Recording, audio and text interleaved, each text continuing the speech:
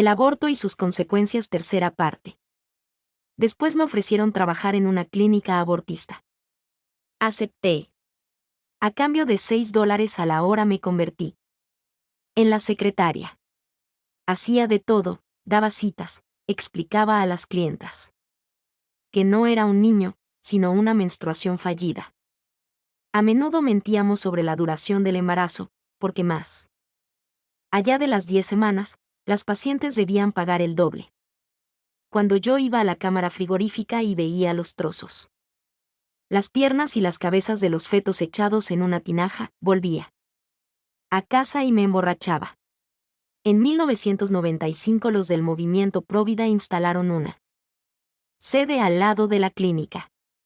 Iban ante mi ventana con eslóganes como el aborto detiene un corazón que late, el aborto es un holocausto americano, es un hijo, no una opción. Hacíamos abortos incluso en el segundo trimestre de embarazo. Un día una chica alzó la cabeza, vio el piececito del niño y se puso a gritar. Debí decirle que se equivocaba, pero, mientras estaba pagando, me miró con los ojos rojos a la cara y me dijo, «Sabe muy bien lo que he visto. Me habíais dicho que no era un niño». Yo no podía más. Hice amistad con mis vecinos del Movimiento por la Vida. Eran serenos, delicados y vivían los preceptos del cristianismo. Había una mujer, Wanda Mackey, que trabajaba para la Rescue Operation, Operación Rescate. Tenía una hija llamada Elizabeth, de 7 años. La invité a jugar a mi oficina en la clínica. Ella me pidió ir con ellos a la iglesia. Durante una misa, caí de rodillas y pedí perdón a Dios por todo lo que había hecho. Ese fue el principio de su conversión para convertirse en una buena católica y defensora de la vida del no nacido. Ella misma, el año 2004, pidió a la Corte Suprema de Estados Unidos que revisara su caso, basándose en que todo fue fruto de una gran mentira y de que ahora existen nuevas evidencias de los efectos catastróficos del aborto. Para apoyar la petición de que el aborto es dañino para las mujeres, los abogados de McCorvey presentaron todas las evidencias científicas sobre secuelas del aborto junto con más de 1.000 declaraciones adjuntas de mujeres afectadas gravemente por sus abortos, pero su petición no fue atendida. Ahora Norma McCorvey es una de las líderes del Movimiento por la Vida de Estados Unidos. B. Violación. Uno de los casos que más suelen sacar a relucir los proabortistas para legalizar el aborto es el de la violación, como para querer aparentar ser compasivos mientras que los provida aparecen como crueles, al exigirles que tengan ese hijo a toda costa. Pero la verdad es totalmente lo contrario. Aquí no se trata de una oposición entre la madre y el hijo. Ambos están íntimamente unidos. En el peor de los casos, el niño puede darse en adopción. Pero si la madre aborta a ese niño, sufrirá toda su vida las consecuencias de su aborto. Al abortar, no se mata solo a un inocente, sino que la madre queda también gravemente afectada psicológicamente. 3 investigadores norteamericanos, David Reardon, Julie McKima y Amy Sobey, analizaron 192 casos de mujeres embarazadas a consecuencia de una violación y 55 casos de adolescentes o adultos concebidos de esta violación. En su libro Victims and Victors declaran que el 69% de las mujeres decidieron dar a luz, el 29% abortó y el 2% sufrió un aborto espontáneo. De las que abortaron a propósito, el 93% aseguró que el aborto no solucionó sus problemas y que no lo recomendarían.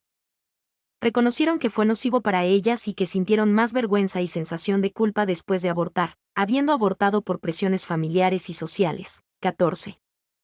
En cambio, de las mujeres que dieron a luz, ninguna se arrepintió, y el 80% manifestó mucha felicidad por haber tenido al niño. Ninguna declaró que no quisiera a su hijo o que deseara haber abortado. Veamos el testimonio de algunas de estas mujeres que fueron violadas. Casey Volsky refiere, fui violada a punta de cuchillo a menos de una cuadra de mi casa, cuando tenía 16 años. Mi asaltante desconocido se perdió en la noche, dejándome herida después de haberme amenazado para que no se lo contara a nadie. En 27 años no lo conté nunca, excepto a mi esposo muchos años después. Concebí y di a luz una niña después de la violación, Ella era preciosa. Cuando Baben tenía 18 meses la di en adopción, pero Dios tenía un plan especial. Después de mi propio proceso de sanación, me había preparado y nos conocimos, cuando ella tenía 27 años. Sus primeras palabras para mí fueron: caramba, me alegro muchísimo de que no te hayas hecho el aborto.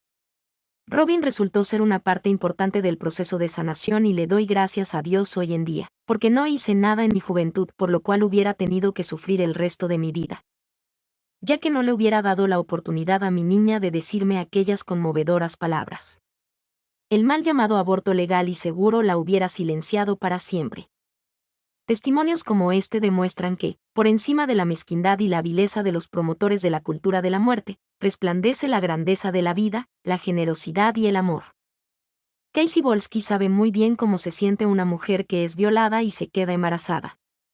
Ella salió adelante y creó la organización Life After Assault League, LAAL, para ayudar a las víctimas de la violación. En su libro The Sorrow of Sexual Assault and the Joy of Healing, La tristeza de la violación y la alegría de la sanación, narra su amarga experiencia y cómo consiguió salir adelante.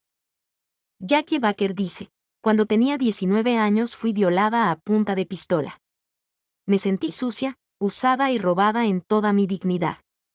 Cuando se lo dije a mis padres, mi papá se horrorizó de que estuviera embarazada, especialmente de un violador. En paternidad planificada me dijeron que el aborto era la única solución y no me ofrecieron alternativas. Mis padres me hicieron testificar ante el fiscal sobre la violación para que pudiera tener un aborto legal.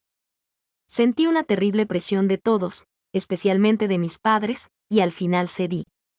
Me inyectaron una solución salina y 18 horas más tarde di a luz una pequeña bebita muerta que estaba totalmente formada y era perfecta. Sentí un vacío que nadie puede llenar. Los efectos del aborto continuaron mucho tiempo después de los recuerdos de la violación. Por los próximos 3 años experimenté horribles depresiones y pesadillas. Al contrario de todo lo que me habían dicho, era mucho más difícil lidiar con el recuerdo del aborto que con el de la violación. La violación fue un crimen terrible contra mí, una víctima inocente. El aborto fue la matanza de mi hijo inocente y yo participé voluntariamente. Odié al hombre que me había hecho esto. Pensé que lo que él hizo era terrible y cruel, me había violado. Pero inmediatamente después que aborté a mi hijo, me di cuenta de que lo que había hecho era aún más cruel. Yo había creado una nueva víctima y era la única persona responsable por ello. Me sentí mucho más culpable por el aborto ya que este no me borró el recuerdo de la violación, solamente me dejó con otras cosas a las que tuve que enfrentarme. Vanessa era una niña colombiana. Cuando tenía 10 años fue violada y quedó embarazada. 9 meses después dio a luz un precioso bebé que ahora vive con ella y su madre. Su caso está cargado de dolor, pero al mismo tiempo es símbolo del triunfo del bien sobre el mal. Su historia es un ejemplo que sirve para argumentar la defensa de la vida siempre, incluso en un caso límite, de los que tanto gustan a los proabortistas para defender sus tesis. Su madre podía haberla llevado a una clínica a que abortara y seguro que nadie se hubiera atrevido a juzgarla. Cualquier médico hubiera firmado un informe de aborto por violación o por peligro para la salud física o psíquica de la madre, máxime tratándose de una menor. Sin embargo, con todo el dolor que supone enfrentarse a un hecho de esta magnitud, apostó por la vida. Vanessa empezó a recibir tratamiento psicológico, gracias al cual, apenas tiene secuelas del trauma. Es una historia con final feliz. C. Aborto eugenésico. Es el que se realiza para evitar que el niño nazca con alguna malformación. Hoy es muy común hacerse pruebas durante el embarazo, con el fin de ver el estado de salud del feto y poder detectar alguna posible enfermedad o malformación y así poder abortar cuanto antes.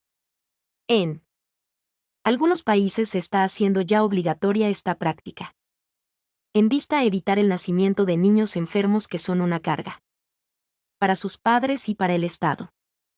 A este propósito, la Congregación para la Doctrina de la Fe publicó en 1987 la Instrucción Donum Vitae, en la cual se dice: el diagnóstico prenatal es lícito, si los métodos utilizados con el consentimiento de los padres, debidamente informados, salvaguardan la vida e integridad del embrión y de su madre sin exponerles a riesgos desproporcionados. Pero se opondrá gravemente a la ley moral, cuando contempla la posibilidad, en dependencia de los resultados, de provocar un aborto. El renombrado constitucionalista brasileño Celso Bastos, en una entrevista a la revista Catolicismo, dijo: "Participé en una discusión en la que un médico, dueño de diversas clínicas, defendía el aborto. Él decía que con un aparato de ultrasonido se puede conocer con un 80% de certeza si el feto sufre de mongolismo, en cuyo caso podría ser abortado". Le pregunté, ya que admitía un 20% de inseguridad, ¿por qué no dejar nacer a la criatura y matarla después? Así tendríamos un 100% de certeza. Él no tuvo respuesta y se irritó. 15. Hay diferentes métodos de diagnóstico prenatal. La ecografía, realizada hacia la 20ª semana, puede detectar el 95% de anomalías o malformaciones, pero se dan muchos errores de mala interpretación, debidos a la falta de preparación de los operadores. Sin embargo, es la técnica más aceptable, porque no se han detectado riesgos importantes. Otros métodos de diagnóstico tienen mayores riesgos de aborto y habría que evitarlos a toda costa. La amniocentesis o prueba de líquido amniótico tiene un riesgo de aborto del 1%, si se hace en época tardía, pero si se hace entre la 11 y 12 semanas, o antes, el riesgo se eleva al 5%. La embrioscopia tiene un riesgo de aborto de 8 a 9%. La fetoscopía, realizada alrededor de la semana 18, tiene un riesgo que supera el 6%. Y todas las técnicas que exigen extraer células, tejidos o sangre fetales son arriesgadas y con un mayor tanto por ciento de abortos. Por ello, hay que desecharlas. El problema es que ninguna de las técnicas actuales son fiables al 100% y con frecuencia los médicos han aconsejado el aborto por haber supuesto que había malformaciones o enfermedades que no existían. En Italia ocurrió un hecho muy lamentable que causó polémica a nivel mundial. Una mujer recurrió al aborto de su hijo de 22 semanas, porque según el diagnóstico médico tenía una malformación. En las 4 ecografías que le habían hecho en el Hospital Carey de Florencia el año 2007 se manifestaba una malformación congénita según la cual el esófago y el tubo digestivo no tenían continuidad, pero, al abortarlo, comprobaron que todo había sido falso. ¿Cuántos niños habrán tenido que morir por falsos diagnósticos o por haberse realizado esa prueba sin necesidad? El problema de fondo es si ese niño, aunque nazca enfermo, es un ser humano y tiene derecho a la vida o no.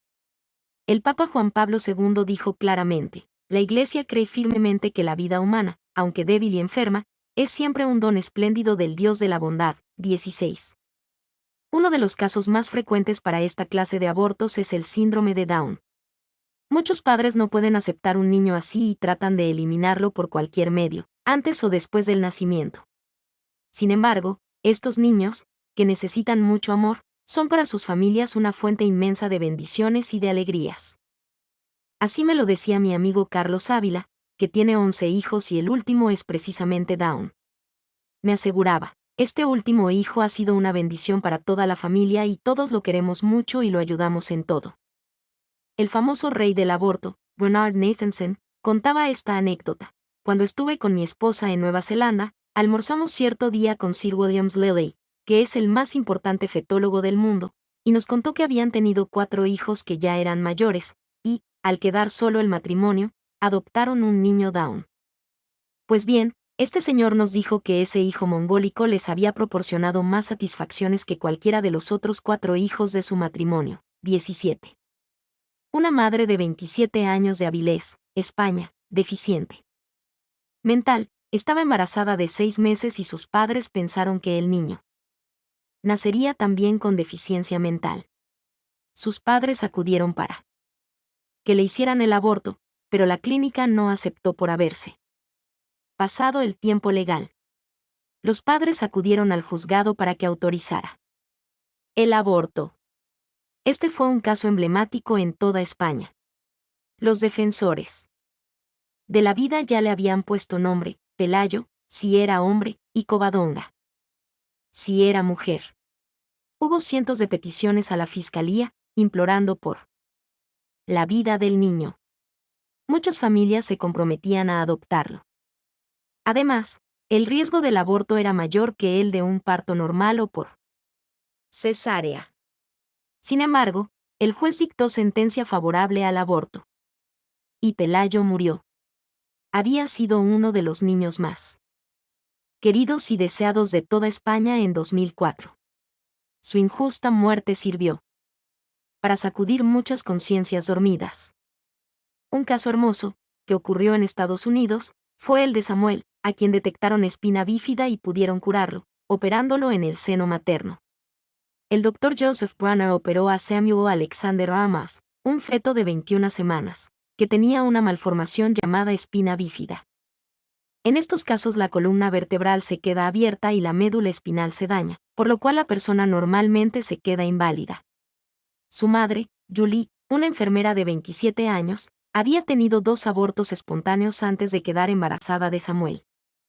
A las 14 semanas de gestación empezó a sufrir de calambres y la ecografía mostró las anomalías del bebé. Desecharon la opción de abortar y solicitaron la ayuda del Dr. Brunner. La operación fetal se realizó con total éxito. Lo excepcional y hermoso de este caso es que un fotógrafo, presente en la operación, captó una imagen de la mano de Samuel, saliendo fuera del vientre de su madre y agarrando fuertemente el dedo del Dr. Brunner. La foto, titulada The Samuel's First Shake Hands, el primer apretón de manos de Samuel, dio la vuelta al mundo. D. Aborto terapéutico. En muchos países, para legalizar el aborto, comienzan por presentar los 3 casos especiales: violación, malformación del feto y el peligro para la vida de la madre. Después se abre la puerta cada vez más hasta llegar al aborto a petición. El aborto terapéutico es el realizado cuando está en riesgo la vida de la madre.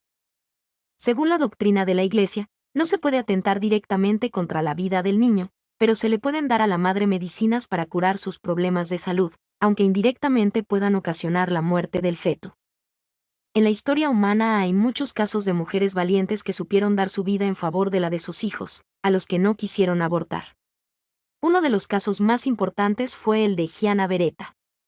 Se casó con Pietro Moya el 23 de septiembre de 1955. En menos de 4 años dio a luz 3 hijos. En el 4.º embarazo apareció un fibroma en el útero y fue necesaria una operación quirúrgica. Ella le declaró al cirujano que debía ocuparse primero de salvar la vida de su criatura. Al día siguiente de dar a luz a Gianna Emanuela, aparecieron complicaciones. Una peritonitis séptica la llevó a la muerte en pocos días, el 28 de abril de 1962. Fue beatificada por el Papa Juan Pablo II en la Basílica Vaticana el 24 de abril de 1994. Otro caso ejemplar. María Beltrame Quattrocchi quedó embarazada en 1913. Todo fue bien hasta el final del 4.º mes. De pronto vino una violenta e imparable hemorragia. El diagnóstico era placenta previa, que en aquel tiempo era como sentencia de muerte para la madre y el hijo. Le aconsejaron abortar, porque la posibilidad de sobrevivir en ese tiempo era de un 5%. Los 2 esposos decidieron seguir adelante y orar intensamente. El 6 de abril de 1914 nació su 4ª hija, Enricheta, sana y sin complicaciones, pudiendo superar la infección que tuvo después del parto. De sus 4 hijos, 2 son sacerdotes y una religiosa. Enricheta es una buena madre de familia. Ambos esposos fueron beatificados por el Papa Juan Pablo II en Roma el 21 de octubre del 2001. El caso de Carla Levati es hermoso. El 27 de enero de 1993 moría en Italia a los 28 años, 8 horas después de haber dado a luz un niño que quiso traer al mundo pese a que los médicos le aconsejaron un aborto para operarla de cáncer. La mujer llegó al parto en estado de coma, después de meses de grandes sufrimientos físicos, soportados para evitar que los fármacos que podían calmarle el dolor dañaran al feto que llevaba en su seno. Morir antes que matar. De acuerdo con su marido, Valerio Ardengui, un albañil, Carla prefirió el sufrimiento y dar a luz al nuevo hijo. Su esposo escribió en estos meses un diario de las angustias y dolores vividos día por día. En una de las últimas páginas escribió: "Gracias, Carla, por haberme convertido en un hombre". 18. Otro caso es el de la familia del famoso cardenal argentino Eduardo Pironio. Sus padres eran emigrantes italianos. Su madre tenía 18 años al quedar embarazada del primer hijo, enfermando gravemente. Durante 6 meses estuvo en cama sin poder moverse y los médicos le dijeron que no podría tener más hijos, ya que, de lo contrario, Su vida correría grave peligro. Ambos esposos oraron intensamente a Dios y pudieron tener en total 22 hijos. El último de los cuales fue un regalo de Dios para la humanidad, el cardenal Pironio. El caso de Silvia lo conozco personalmente. Ella vive en Lima y ha tenido 10 hijos con 10 cesáreas, a pesar de que los médicos hablan mucho del peligro para la vida de la madre al tener más de 3 cesáreas. Sin embargo, conozco madres que han tenido 6 y 7 cesáreas y son felices con sus hijos sanos. En estos casos, evidentemente, hace falta fe y valentía para afrontar los problemas, confiando en Dios. Mi nombre es Demim. Soy tu asistente personal. Mi sitio en internet es demim.es.tl